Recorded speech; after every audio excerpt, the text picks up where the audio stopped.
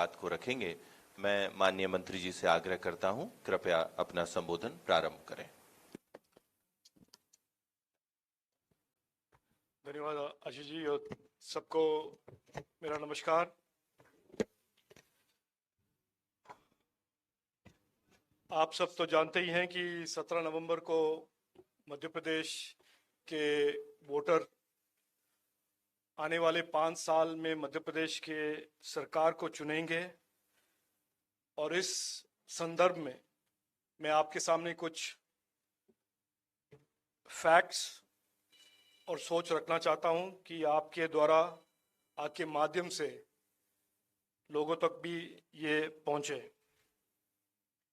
आप सब जानते हैं कि कांग्रेस की राजनीति के बारे में कल एक टिप्पणी हुआ। मैं ज़्यादा अखिलेश जी के साथ सहमत बड़े चीज़ों में नहीं हूं, लेकिन उन्होंने एक बहुत अच्छे डिस्क्रिप्शन किया कि कांग्रेस एक फ्रॉड है।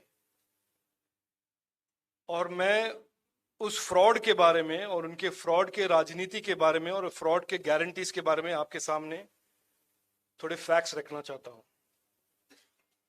उनके एक नया पॉलिटिकल स्ट्रैटेजी है कि हर स्टेट में जाकर कुछ ना कुछ प्रॉमिस करे, कुछ ना कुछ गारंटी के बारे में कहे और इलेक्शन के बाद उस गारंटीज को भूलकर कुछ और करे। और उस कुछ और के बारे में भी मैं आपके सामने कुछ फैक्ट्स रखूंगा।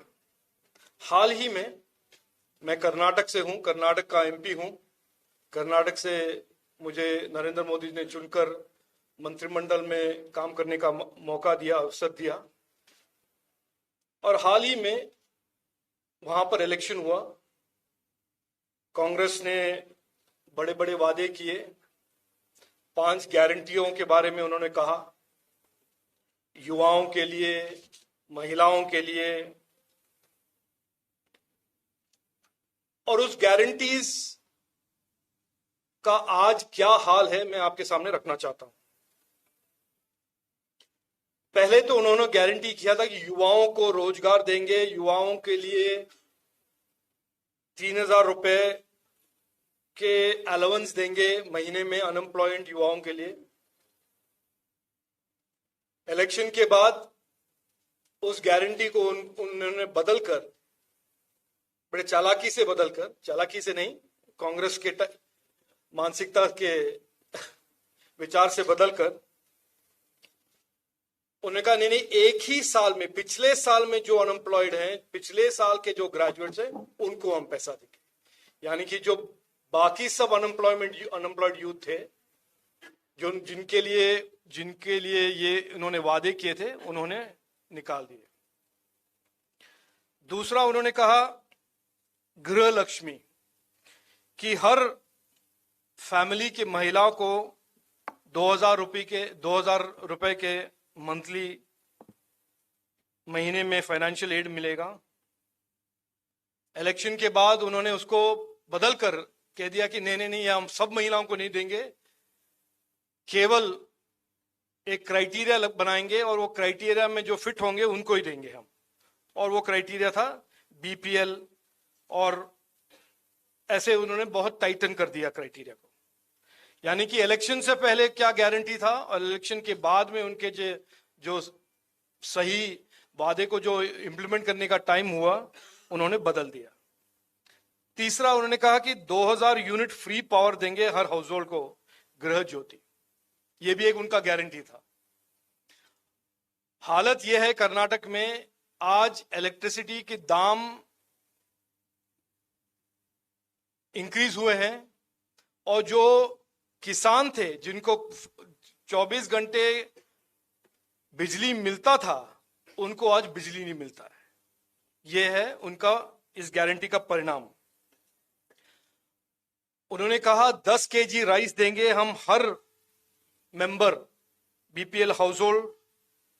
उन्होंने बदलकर उसको क्राइटेरिया बदल दिया इलेक्शन के बाद, और आज भी वो ये जो प्रॉमिस है, ये गारंटी है, वादे फुलफिल नहीं कर रहे हैं।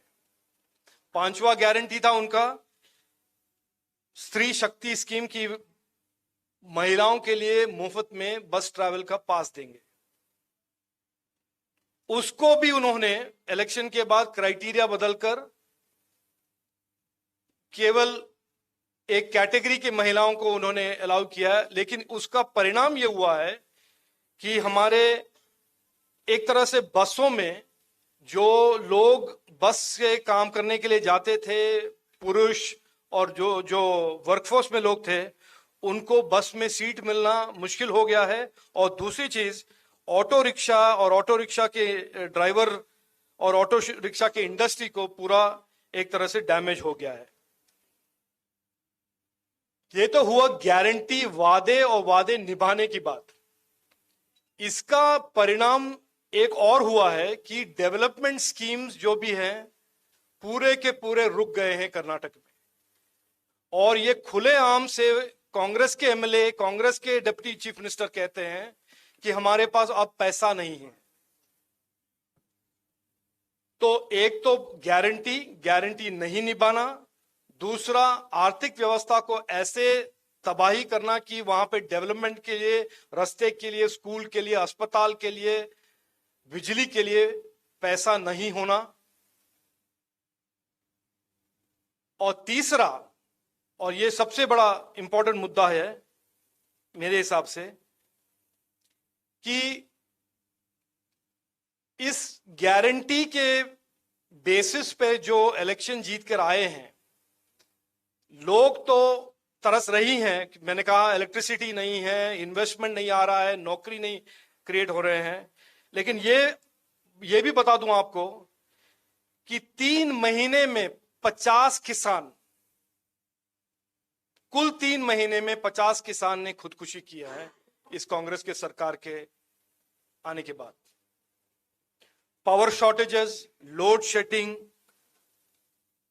और जब ड्राउट आया है, एक भी मंत्री ने ड्राउट का कोई भी डिस्ट्रिक्ट नहीं विजिट किया है, क्योंकि वो जानते हैं जब वो जाएंगे डिस्ट्रिक्ट, लोग पूछेंगे कि आपने जो वायदे किए हैं वो कहां है। तो आज भी बेंगलोर में बैठे हुए हैं, कोई भी डिस्ट्रिक्ट विजिट करने के लिए तैयार नहीं है उनके मंत्री और उनके एमएलए। ये है गारंटीज के बेसिस पे आने वाले सरकार, गारंटी के खिलवाड़ और राजनीति करने वाले सरकार का स्टेटस।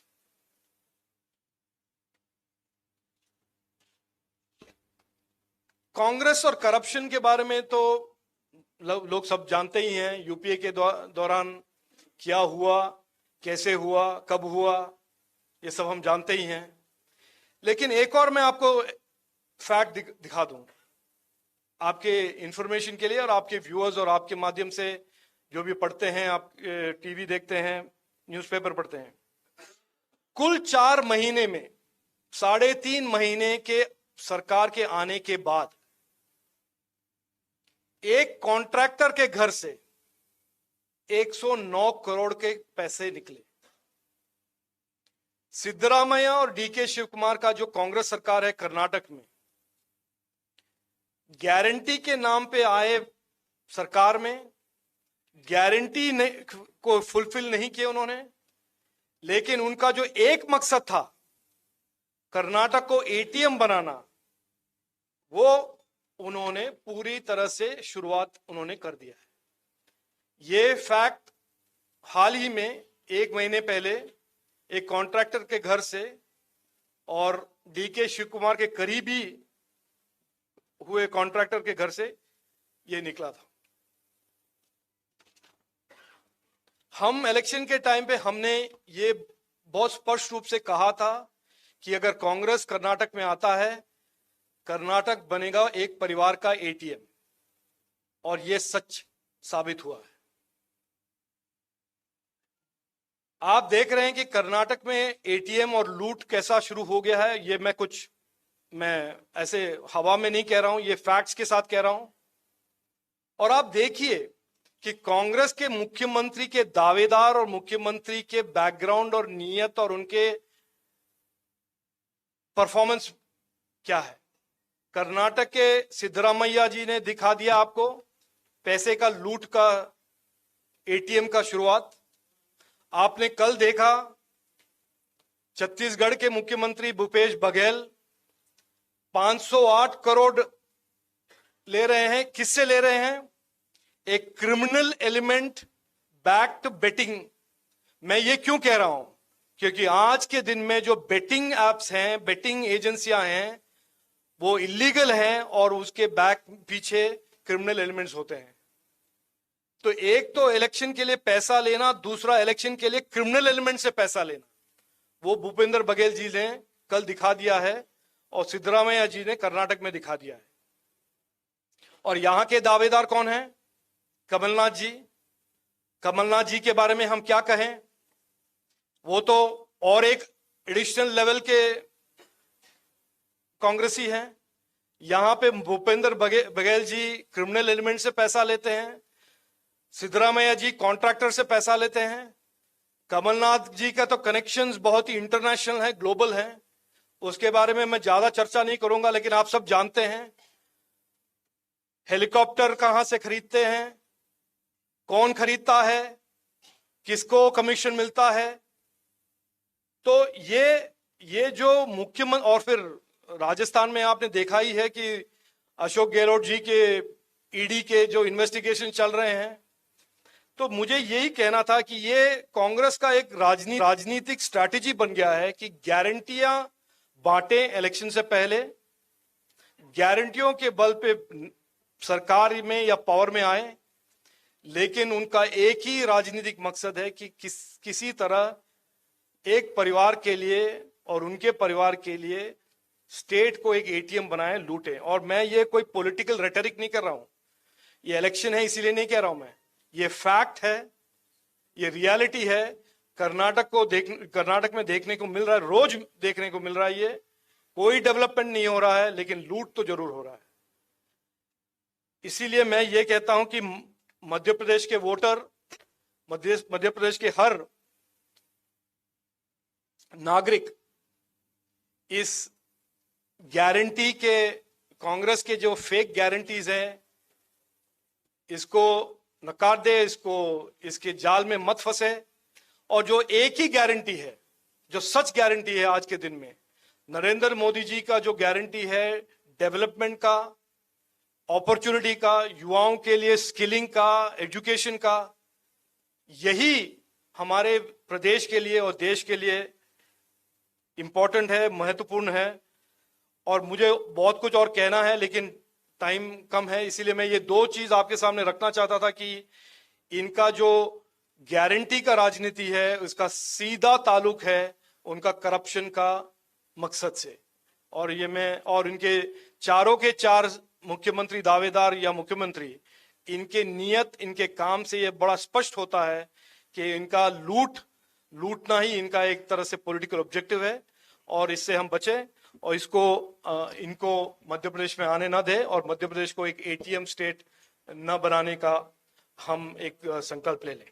थैंक यू, धन्यवाद जी। पूछिए।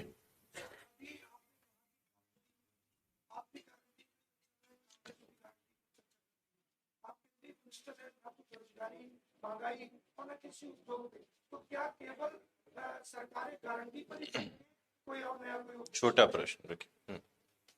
मैं बोलूं कुछ? हाँ। देखिए, मैं कांग्रेस के गारंटी का एक तरह से पर्दाफाश कर रहा हूं कि उनका क्या ऑब्जेक्टिव है। ये, उनको किसी की भलाई का कोई भी ऑब्जेक्टिव नहीं है। उनको गारंटी से किसी तरह लोगों को भड़काकर, लोगों को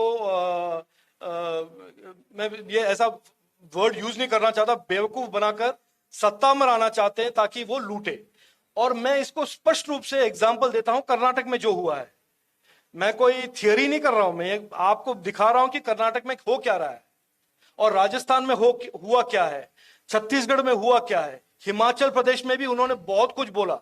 आप देख रहे हैं, उनको अस्पताल के लिए पैसा नहीं है, रास्ते बनाने के लिए पैसा नहीं है, स्कूल में नए स्कूल बनाने के लिए पैसा नहीं है। क्यों? क्योंकि वो लूट रहे हैं। तो ये उनका राजनीति है।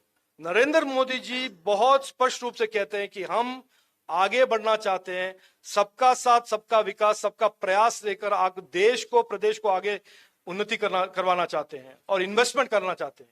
तो ये फर्क है। गारंटी तो है, हम भी दे रहे हैं गारंटी, नरेंद्र मोदी जी भी दे रहे हैं, लेकिन उन्नति और विकास का गारंटी यहाँ दे रहे हैं, यहाँ पे करप्शन का गारंटी दे रहे हैं। रवि जी, मैंने नहीं यूज किया, ये अखिलेश जी ने यूज किया। मैंने कहा मैं सहमत हूं।